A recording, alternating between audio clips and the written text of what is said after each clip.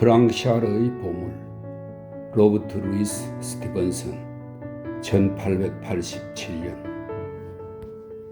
이 작품은 모두 8개의 짧은 글로 구성된 단편 소설입니다. 1. 죽어가는 어릿광대 옆에서. 6시 전 그들은 부롱으로 사람을 보내 의사를 불렀다. 8시경 마을 사람 몇이 공연을 보러 왔다가 상황 얘기를 듣고는 어릿광대가 진짜 사람처럼 쓰러진 건 주제넘은 짓이라고 투덜대며 돌아갔다. 10시경 탕타용 부인이 크게 놀라 그 거리 아래 사는 대풀의 의사를 불렀다. 심부름꾼이 왔을 때 의사는 작은 거실 한쪽에서 원고를 정리하는 중이었고 그의 아내는 다른 방에 불을 피워놓고 잠들어 있었다. 맙소사, 왜 이제 부르러 온 거요? 이건 위급 상황이라 말이요? 그러고는 그는 실내화에 스쿨캡 차림으로, 스쿨캡은 성직자 등에 서는 테두리 없는 베레모입니다. 스쿨캡 차림으로 심부름꾼을 쫓아갔다. 여인숙은 30m도 안 되는 거리였다. 심부름꾼은 멈추지 않고 계속 어느 집 안뜰로 들어가더니 마구간 옆의 청계 위로 길을 안내했다. 어릿광대는 고미다락에 누워있었다. 대풀에는 앞으로 1000년을 더 산다 해도 절대로 그 방을 잊지는 못할 것 같았다. 광경이 기괴했을 뿐 아니라 그의 인생에서 의미 있는 순간이 되었기 때문이다. 이유는 모르겠지만 사람들은 대개 사회에 처음 발을 내디딘 날부터 자신의 삶을 하나씩 따져보기 시작한다. 마치 그날이 최초로 굴욕을 느낀 날인 듯 말이다. 아마도 자신보다 볼품없이 무대에 등장하는 배우는 없을 거라고 여기기 때문이리라. 하지만 너무 복잡하게 생각하며 깊이 파고들 필요는 없다. 감동적이고 결정적인 사건들은 뒤이어 일어나게 되어 있다. 그리고 그 사건들은 출생만큼이나 필연적인 단계가 된다. 예를 들어 여기 데프레 박사의 경우도 그렇다. 소위 인생의 실패로 허덕이는 데다 결혼까지 한 40대의 이 남성은 탕타용 여인숙의 마구간 위 다락방문을 열었을 때 자신이 새로운 출발점에 와 있음을 깨닫게 되었다. 넓은 장소였지만 조명이라고는 바닥에 놓인 촛불 하나가 고작이었다. 어릿광대는 밀집 위에 똑바로 누워있었다. 알코올 기운으로 코가 빨갛게 물든 거한이었다. 탕타용 부인은 그 옆에 웅크리고 앉아 뜨거운 물과 겨자로 다리를 찜질하고 있었다. 바로 옆 의자엔 11, 2세 정도 되는 아이가 발을 흔들며 앉아 있었다. 그림자를 제외하면 방 안에 그 셋이 전부였으나 사실 그림자들도 존재감은 충분했다. 넓은 공간 덕분에 크기가 기형적으로 커진 데다 낮은 바닥의 촛불이 일그러진 형태를 위로 쏘아 올렸기 때문이다. 어릿광대의 옆 얼굴도 확대되어 벽에 캐리커처를 그렸는데 촛불이 바람에 흔들릴 때마다 신기하게도 그의 코가 작아졌다 커졌다를 반복했다. 탕타용 부인의 그림자는 잔뜩 구부린 어깨와 머리 반쪽을 나타낼 뿐이었다. 의자 다리도 기둥처럼 길게 늘어져 보여 그 위에 앉은 소녀는 마치 구름 조각처럼 지붕 한 구석에 처박혔다. 박사의 상상력을 자극한 건 소년이었다. 크고 둥근 두개골에 음악가의 이마와 손, 그리고 인상적인 두 눈을 지닌 소년. 소년의 눈이 크고 미동도 하지 않기 때문은 아니었다. 너무나 부드러운 젓갈색이기 때문도 아니었다. 그의 눈엔 표정이 있었다. 박사가 소름이 돋고 또 다소 불편해진 것은 바로 그 표정 때문이었다. 전에도 그런 표정을 보긴 했으나 언제 어디서인지는 기억나지 않았다. 분명 이 소녀는 난생 처음 보는 아이였지만 옛 친구 혹은 원수의 눈을 가진 듯 했다. 그래서 이 아이는 그를 껄끄럽게 만들었다. 아이는 상황에 완전히 무감하거나 현실을 초월한 듯 했다. 흡사 고귀한 명상에라도 빠진 듯 두 손은 가지런히 무릎 위에 올려놓고 두 발로 의자 가로대를 가볍게 두드려댔는데 그 동안에도 두 눈만은 집요하게 박사를 따라다녔다. 그가 소년을 매료시킨 것인지 아니면 자신이 매료된 것인지 혼란스러웠다. 그는 열심히 환자를 살폈다. 질문을 하고 맥박을 재고 농담도 했으며 조금씩 다락이 뜨거워지는 통에 짜증을 내기도 했다. 그런데 그가 고개를 돌릴 때면 아이의 우울하고 호기심 어린 갈색 눈이 그를 기다리고 있었다. 박사는 마침내 해답을 찾아냈다. 그 표정이 기억난 것이다. 아이는 지팡이처럼 곧았지만 눈 주위만은 분명 곱사등 같았다. 그러니까 기영아처럼 툭 튀어나온 이마 아래 눈을 숨긴 채 사람을 쳐다보고 있었던 것이다. 박사가 긴 한숨을 내 쉬었다. 해답을 얻어서 기쁘기도 했지만 그 덕분에 비로소 아이에게서 관심을 거둬들일 수 있었다. 그는 평소의 민첩함으로 재빨리 응급조치를 마치고 그대로 무릎을 꿇은 채 아이를 돌아보았다. 아이는 전혀 당황한 기색 없이 박사의 시선을 마주보았다. 너희 아빠냐? 데프레가 물었다. 아닙니다. 제 주인이십니다. 아이의 대답이었다. 주인을 좋아하느냐? 박사가 다시 물었다. 아닙니다. 아이가 대답했다. 탕타용 부인과 데프레가 시선을 교환했다. 그러면 안 된다 얘야. 죽어가는 사람을 미워하면 못 써. 적어도 감정을 숨겼어야지. 너희 주인은 죽어가고 있구나. 벗지를 훔쳐가는 새를 봤다 해도 새가 정원 담 넘어 저 숲으로 사라지는 것을 보면 아쉬움을 느끼는 법이란다. 너희 주인처럼 힘세고 치밀함에 재능이 출중한 인물이 얼마나 되겠느냐. 이제 몇 시간 후면 말은 침묵 속에 잠기고 호흡은 끊어지며 심지어 저 벽의 그림자마저 사라진다고 생각하니 비록 처음 보는 나도 손님을 맞이한 이 숙녀분도 안타까움을 금치 못하는데 말이다. 소녀는 잠시 생각을 하는지 대답하지 않았다. 선생님은 주인님을 잘 모르세요. 저 사람은 악당입니다. 마침내 소년이 대답했다. 그 아이는 다소 비기독교적이랍니다. 그런 문제라면 의리광대, 고개사, 예술가 모두 마찬가지죠. 그들에게 내면이라는 건 없답니다. 집주인이 말했다. 박사는 찬찬히 어린 이교도를 살피다가 눈썹을 쫑긋거렸다. 이름이 뭐지? 장마리. 아이가 대답했다. 데프레가 갑자기 흥분에 달려들더니 인종학적 견지에서 아이의 머리를 여기저기 만져보았다.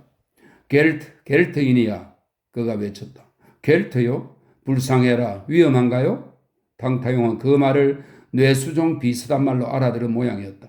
그럴 수도 있죠. 박사가 딱 잘라 대답하고 다시 소년에게 물었다. 그래, 무슨 일을 하느냐 장말이?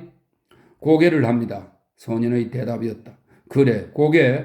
그럼 건강하겠군. 탕타용 부인 감히 말씀드립니다만 고개는 건강한 생활에 아주 좋습니다. 그래, 고개 말고 다른 일은 안 해봤더냐? 고개를 배우기 전엔 도둑질을 했습니다. 장마리가 진지하게 대답했다.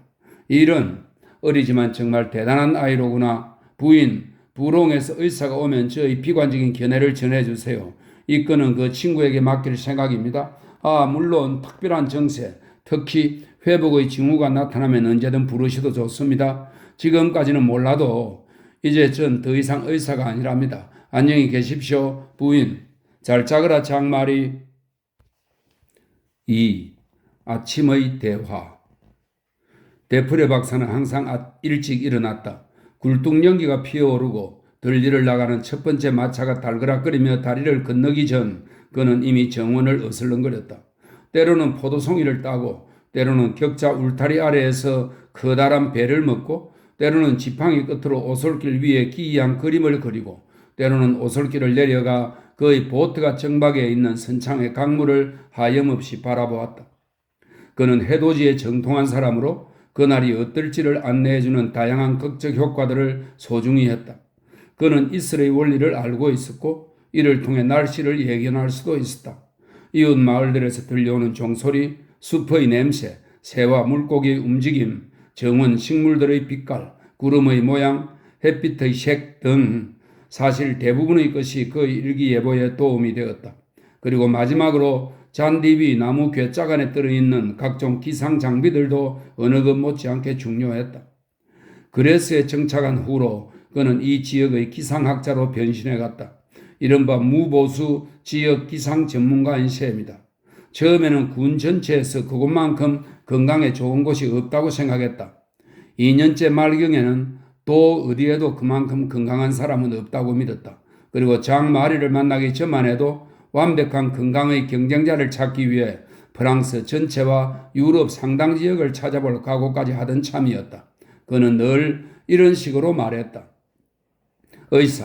의사란 정말 불길한 단어야. 절대 여성들 앞에서 쓸 호칭이 못돼. 질병을 뜻하잖아. 문명화된 우리 국민들에게 흠이 하나 있다면 단연코 질병에 대한 두려움의 결여라고 말하겠어. 나로 말하자면 완전히 질병과 관계를 끊었지. 나는 학자로서의 명예도 포기하고 의사도 그만두었으니까 난 이제 의사가 아니야. 그저 히기에이아 여신은 그리스 신화에 나오는 건강의 여신입니다. 의술의 신 아스클레피오스의 딸로 최초의 간호사이기도 하다는 설명입니다. 히기에이아 여신의 신봉자일 뿐이라고 장담하지만 아프로디테의 허리띠는 누구든 유혹할 수 있다는 마법의 허리띠를 말합니다. 장담하지만 아프로디테의 허리띠를 가지고 있는 것도 그녀야. 그리고 여기 이 보잘것없는 촌이 그녀가 자신의 사당을 세운 곳이라네. 지금 여기 머무르면서 여신의 재능을 아낌없이 쏟아붓고 있는 거라고. 이른 아침 나는 그녀와 함께 산책한다네. 그녀는 자신이 농부들을 얼마나 강하게 키웠는지 보여주지. 그녀는 비옥한 들판을 만들고 키 큰 나무를 키운 다음 흡족한 표정으로 내려다보곤 해. 강 속의 물고기들도 그녀의 존재로 인해 더 깨끗하고 민첩해지지. 류머티즘, 그래, 우리한테 조금씩 류머티즘이 있긴 해. 알다시피 강이 있는 마을에선 거의 피할 수 없지. 더군다나 다소 저지대에다 목초지까지 늪으로 되어 있으니 도리가 없을 거야. 하지만 이봐, 부롱을 보라고. 물론 부롱은 고지대의 숲과 인접해 신선한 공기로 가득하지. 안 그런가? 하지만 말이야, 그레스와 비교하면 부롱은 완전히 도살장이야. 죽어가는 어릿광대를 만나고 온 다음날 아침, 박사는 정원 끄트머리의 선창으로 내려가 강물의 흐름을 할 일 없이 바라보았다. 그는 이를 기도라고 불렀는데 그 예배가 여신 히기에이아를 향한 것인지 아니면 보다 정통적인 신 쪽인지는 모호했다. 종종 정체 모를 신탁들을 입 밖에 냈기 때문이다. 그러니까 강이 신체 건강의 상징이라거나 위대한 도덕적 스승으로서 고통받는 인간의 영혼을 향해 평화와 일관성, 근면 등을 설파한다고 주장하는 식이었다. 그는 눈앞에 펼쳐진 약 2km의 깨끗한 강물 위로 물고기 2마리가 은빛을 뿌리며 튀어오르는 광경을 바라보고 반대편 강 두 개서부터 길게 이어진 숲 그림자와 그림자 사이마다 아른거리는 햇살도 감상한 후 다시 정문으로 올라가 집 너머의 거리로 나섰다. 마음이 차분하고 힘도 났다. 오솔길을 밟는 발소리가 하루 일과의 신호였다. 마을은 아직 깊이 잠들어 있었다. 새벽 햇살을 머금은 교회 탑이 무척이나 경쾌해 보였다. 교회를 맴도는 몇 마리 새들도 흡사 천상의 개울을 헤엄치는 듯 보였다. 박사는 길게 그늘진 길을 지나며 크게 심호흡을 했다. 지극히 만족스러운 아침이었다. 탕타용 여인숙의 마차 출입구 옆 말뚝 위에 작고 그무스름한 사람이 하나 앉아 있었다. 박사는 곧 장마리를 알아보았다. 아하, 그래, 우리 둘 다 일찍 일어나는구나. 이건 참 철학자의 나쁜 버릇이지. 그는 손으로 자기 무릎을 짚고 우스꽝스럽게 소년 앞에 섰다. 아이가 일어나 정중히 인사했다. 그래, 환자는 어떠시냐? 데프레가 물었다. 차도가 없는 모양이었다. 그런데 왜 이렇게 일찍 일어난 거야? 그가 다시 물었다. 장마리는 한참 후 자기도 모르겠다고 대답했다. 모르겠다고? 얘야, 알려고 하지 않는 한 알 수 있는 건 하나도 없단다. 모름지기 자기 의식을 탐문해야 하는 법이다. 그래, 이왕 말이 나왔으니 나와 함께 철저히 파보자꾸나? 괜찮겠지? 예, 물론 괜찮습니다. 소년이 천천히 대답했다. 괜찮다고? 왜 괜찮은 거지? 우린 지금 소크라테스의 대화법을 쓰고 있단다. 괜찮다고 한 이유가 뭐냐? 박사가 계속했다. 조용한 데다 할 일도 없거든요. 그래서 괜찮겠다고 생각했어요. 소년의 대답이었다. 데프레 박사는 반대편 말뚝에 앉았다. 대화가 흥미로워지기 시작했다. 소년은 충분히 생각한 후에 대답을 내놓을 뿐 아니라 솔직하려고 노력하는 중이었다. 너도 좋은 느낌을 구분할 줄 아는 모양이구나. 그래, 그건 무척 흥미로운 사실이야. 하지만 나한테 도둑이었다고 말했지? 불행하게도 그 두 가지는 어울리지 않는단다. 도둑이 그렇게 나쁜 건가요? 장마리가 물었다. 일반적으로 그렇게들 생각하지. 박사가 대답했다. 모르겠어요. 제가 훔친 건 선택의 여지가 없었기 때문입니다. 나는 빵을 넣는 건 당연히 옳은 일이라고 생각해요. 그건 옳은 일이어야만 해요. 그러니 그것에 대한 욕구는 너무나 당연한 거예요. 게다가 빈손으로 돌아가면 무섭게 때리는 걸요. 옳고 그름을 모르는 건 아니었어요. 그 전에 신부님께 열심히 배우기도 했죠. 저한테 무척 친절하셨어요. 박사는 신부라는 단어에 잔뜩 인상을 찌푸렸다. 하지만 먹지도 못한 데다 매질까지 당하면 그건 완전히 다른 문제가 되죠. 과일 파이라면 훔치지 않았겠지만 빵집 빵이면 누구든 훔치려 들 겁니다. 내 생각도 그렇다. 박사가 말했다. 박사는 점점 냉소적이 되어갔다. 물론 주님께 용서를 빌고 상황 설명도 충분히 했겠지? 왜요? 잘 모르겠는데요? 장마리가 되물었다. 하지만 너희 신부님은 알 거야. 데프레가 말했다. 그래요? 그보다는 주님이 아실 거라고 생각했는데요? 그가 중얼거렸다. 처음으로 당혹스러운 표정이었다. 응? 박사가 되물었다. 하나님께서 저를 이해하셨을 거라고 믿었어요.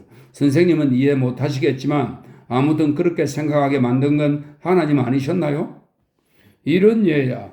너가 철학의 폐해를 가지고 있다고 내가 이미 말했지. 그러니 너가 양해해 준다면 난 이만 가봐야겠구나. 나는 기쁜 마음으로 건강의 법칙을 연구하고 분명하고 절도 있는 자연의 흐름을 관찰하는 사람이란다. 그렇기 때문에 괴물 같은 존재 앞에서 도무지 마음의 평정을 유지할 수가 없어. 이해하겠니? 아니요, 선생님. 소년이 대답했다. 그럼 똑똑히 말해주겠다. 저 하늘을 봐라. 먼저 종탑 너머를 보면 무척 밝다는 걸 알게다.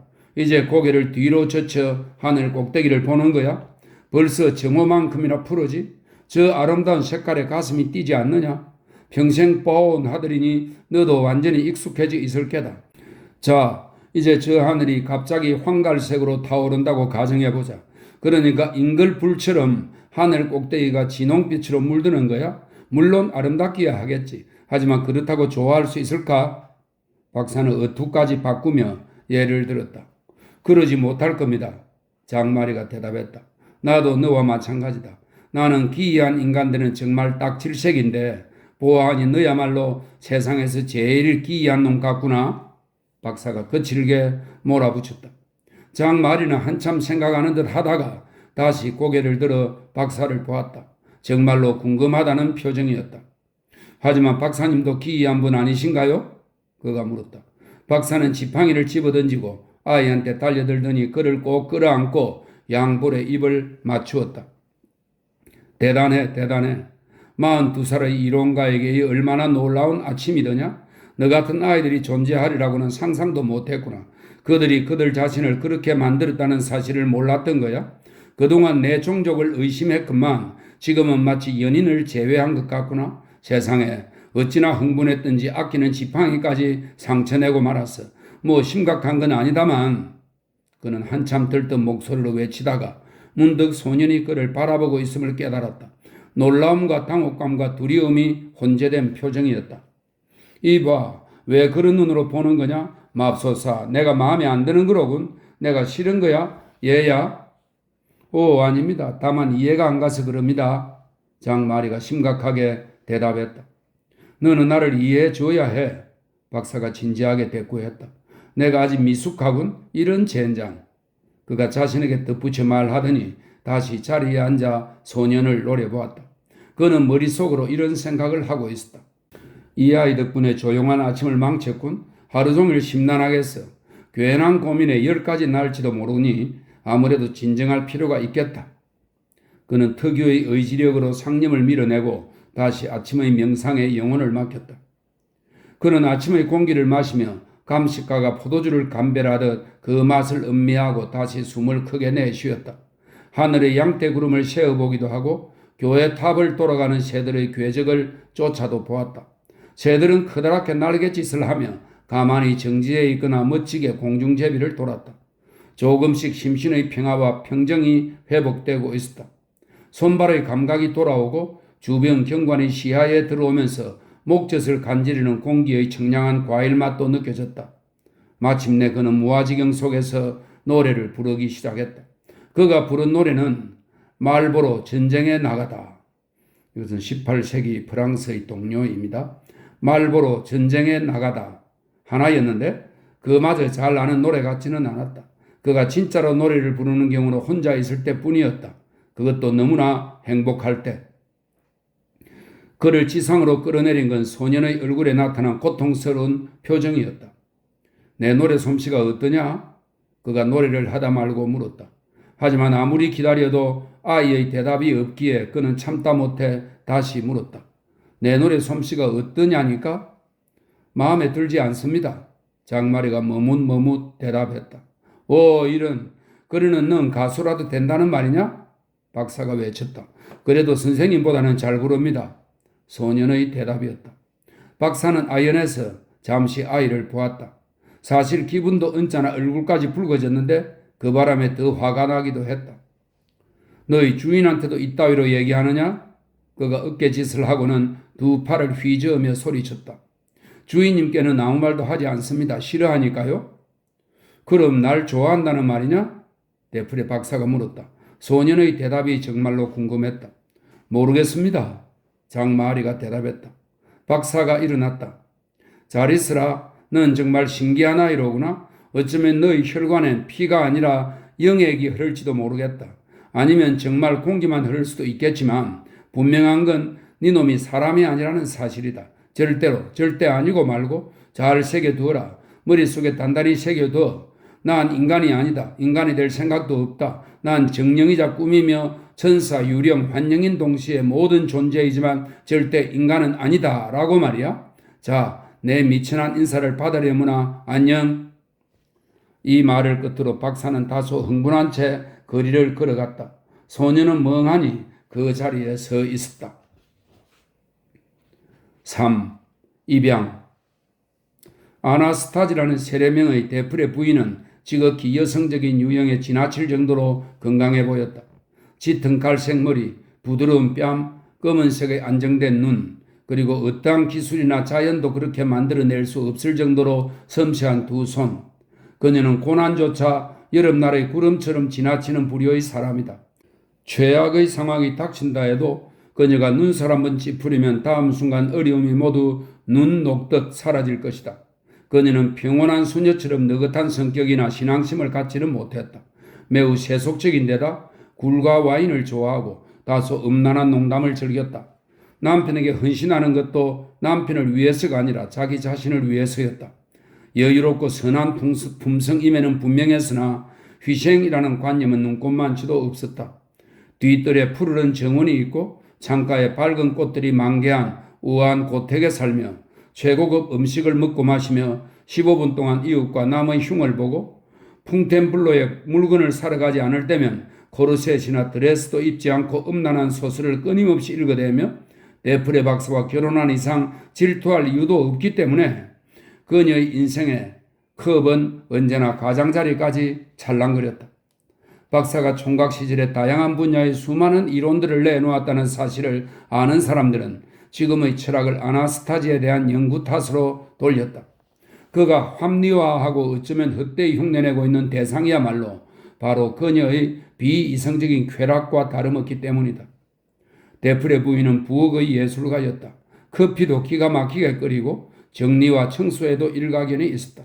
그리고 박사도 그의 영향을 받은 터라 모든 게 가지런하며 반들거리는 물건은 뭐든 반짝반짝 닦아 놓아야 했다. 그녀의 제국의 먼지는 결코 허용되지 않았다. 하나뿐인 하녀 알린이 하는 일이라고는 오직 문지르고 닦고 광내는 것뿐이었다. 이렇게 데프레 박사는 살찐 송아지처럼 보호받고 귀염받으며 살았는데 그도 무척이나 흡족했다. 점심 식사는 훌륭했다. 잘 익은 멜론, 유명한 베네이즈 소스를 가미한 민물 요리, 프리카세 닭요리. 이 프리카세 닭요리는 닭이나 송아지 고기를 잘게 썰어서 버터에 살짝 볶은 후 야채를 넣고 끓여 화이트 소스와 함께 먹는 요리를 말합니다. 프리카세 닭요리. 아스파라거스와 약간의 과일이 나왔다. 박사는 7년산 고급 코트로티 와인을 반병에서 한 잔 더 마시고 그의 아내는 반병에서 한 잔 덜 마셨는데 이것은 소위 남편의 특혜였다. 그 다음엔 커피가 나오고 부인을 위해 샤르트레즈 한 병이 나왔다. 박사는 그런 식의 허브티는 딱 질색이었다. 이었고 알린이 떠나자 부부는 느긋하게 추억과 소화의 시간을 즐겼다. 아주 다행인 상황이요, 여보. 이 커피도 맛있고 아주 모든 것에 운이 따라줬어. 아나스타지, 부탁이니 오늘만은 그 독약을 삼가구려 단 하루만이라도. 그럼 그 효과를 실감할 거요. 내 명예를 걸고 장담하리다. 다행이라니 대체 뭐가 다행이라는 말씀이죠? 아나스타지가 물었다. 늘 있는 일이라 허버티에 대한 그의 항의는 무시해버렸다. 우리한테 아이가 없다는 거 말이요? 세월이 흐를수록 점점 더 그런 생각이 드는구려. 우리에게 육아의 고통을 면해주신 은총에 대해 나날이 감사하는 바요. 당신의 건강, 나의 명상, 우리의 작고 우아한 부엌, 이 모든 걸 희생해야 했을 텐데 도대체 그럴 이유가 어디 있겠소? 아이들은 인간적 미완성의 결정판이라오. 그들의 눈앞에선 건강도 이겨내지 못하오. 거기에 툭하면 우는 소리에 난감한 질문들까지. 어디 그뿐이겠소? 먹여주고 닦아주고 가르치고 코를 풀어 줘봐야 조금 더 자라면 부모의 마음부터 찢어버리지 않소? 마치 이 설탕 조각을 자르듯 말이오. 당신과 나 같은 전문적 주화론자에게 자식은 부질없는 짐일 뿐이요. 세상에 그야말로 당신답군요. 어쩔 수 없는 일에 그런 식으로 가치를 갖다 붙이다뇨? 부인이 웃으며 대답했다. 우리 입양하면 어떻겠소 여보? 박사가 갑자기 심각하게 물었다. 절대 안 돼요. 동의 못해요. 내 살과 피로 낳은 자식이라면 마다할 생각이 없지만 다른 사람의 부주의를 짊어지다니. 여보, 그러기엔 나 너무 합리적인 사람이에요? 그야 우리 둘 다 그렇지. 물론 우리 공동의 합리성에는 나도 무척 흡족해 하는 바요. 왜냐하면 그가 그녀를 뚫어지라 보았다. 왜냐하면이라뇨? 그녀가 물었다. 무척이나 불안한 목소리였다. 왜냐하면 덕분에 정말 괜찮은 아이를 찾았다는 얘기요. 내가 오후에 아이를 입양할 생각이요? 박사가 단호하게 선언했다. 아나스타지는 정신이 바짝 들었다. 정신 나가셨군요? 그녀의 목소리는 한바탕 소란이라도 퍼부을 기색이었다. 그렇지 않소. 정신이야 완벽하지. 내 변덕을 감추지 않고 단도직입적으로 털어놓은 게 바로 그 증거 아니겠소? 바로 당신의 각오를 돕기 위해서라오. 그 점에서 당신 남편의 철학성을 엿볼 수 있을 것이오. 사실인즉슨 지금껏 내내 그 생각을 하고 있었소. 난 한 번도 내 자식을 바란 적이 없소. 여보, 그런데 어젯밤에 아이 하나를 만난 거요? 그렇게 긴장할 필요 없어요, 여보. 내가 아는 한 내 피가 한 방울도 섞이지 않은 아이니까. 그리고 부자의 연을 맺고자 하는 건 그의 피가 아니라 정신이요. 그 아이의 정신.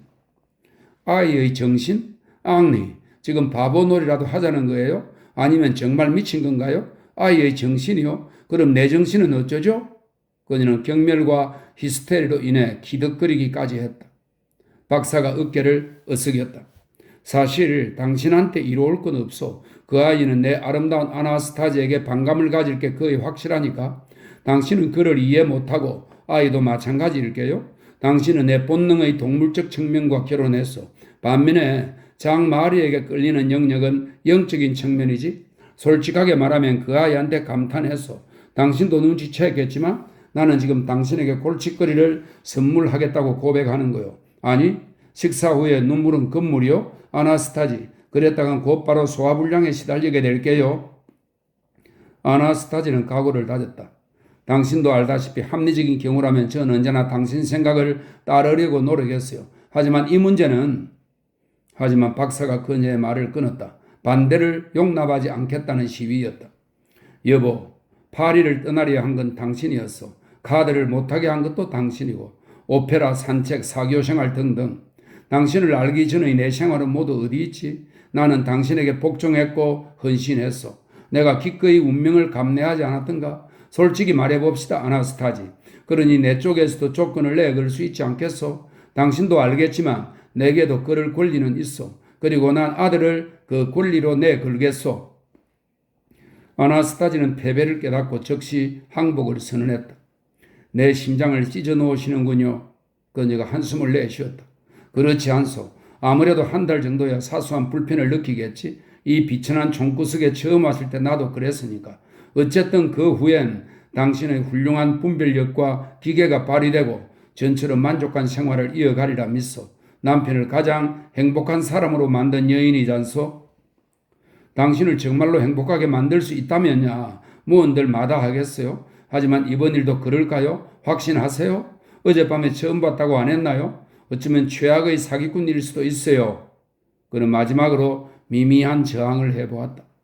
그럴 리가 없소. 설마 내가 아무 생각 없이 입양을 결정했겠소?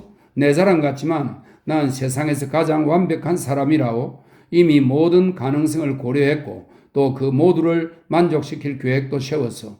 그 아이를 마구간지기로 데려올 참이요. 아이가 도둑질을 하거나 불평 따위를 한다면 내가 실수한 것으로 판단하고 거리로 돌려보낼 거요. 박사가 말했다. 당신은 그렇게 못해요. 그러기엔 너무나 선한 분이시니까요. 그녀가 한숨을 내쉬며 남편을 향해 손을 내밀었다. 박사는 미소를 지으며 그녀의 손을 자기 입술로 가져갔다. 기대했던 것보다 훨씬 수월하게 목표를 달성했다. 적어도 20분쯤은 효험을 본 작전이었다. 파리에 대한 언급이야말로 그의 엑시칼리버였다. 엑시칼리버는 영국의 영웅 아스왕이 지녔던 전설의 검입니다. 그의 엑스칼리버였다.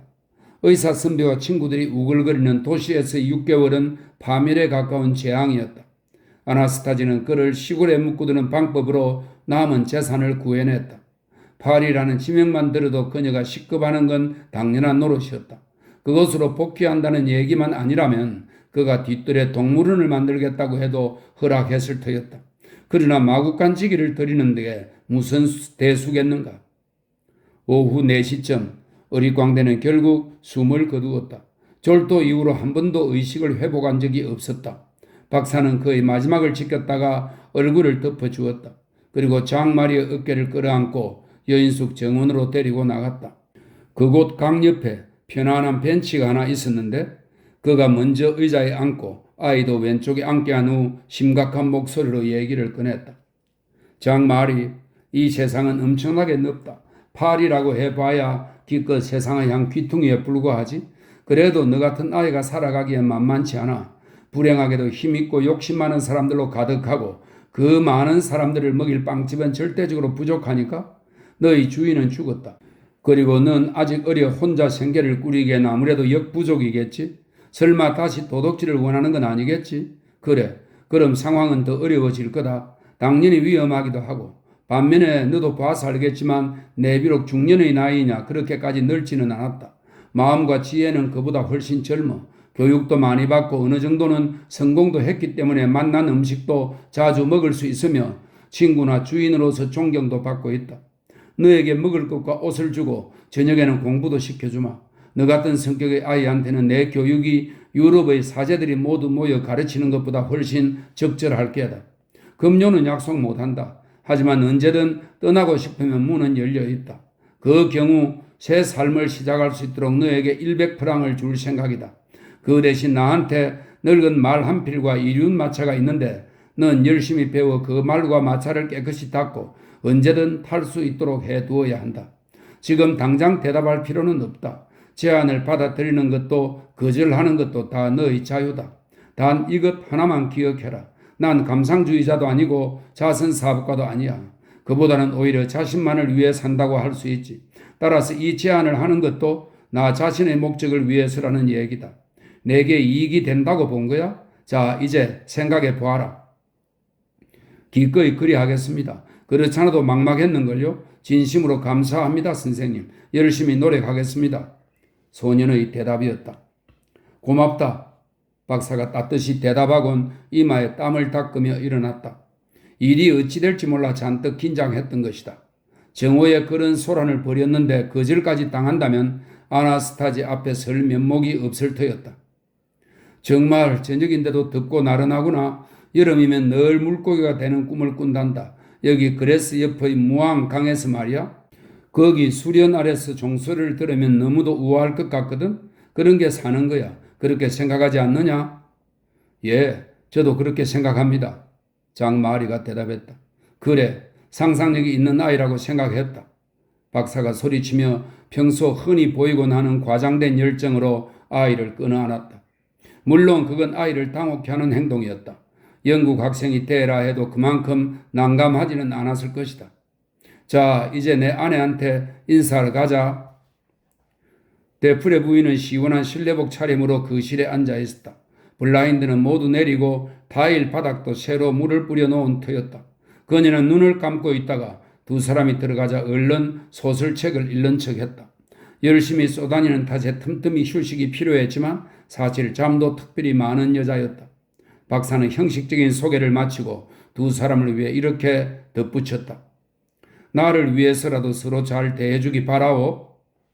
아주 예쁘네요. 나한테 입맞춤을 해주겠니? 예쁜 아이야? 아나스타지의 반응은 그랬다.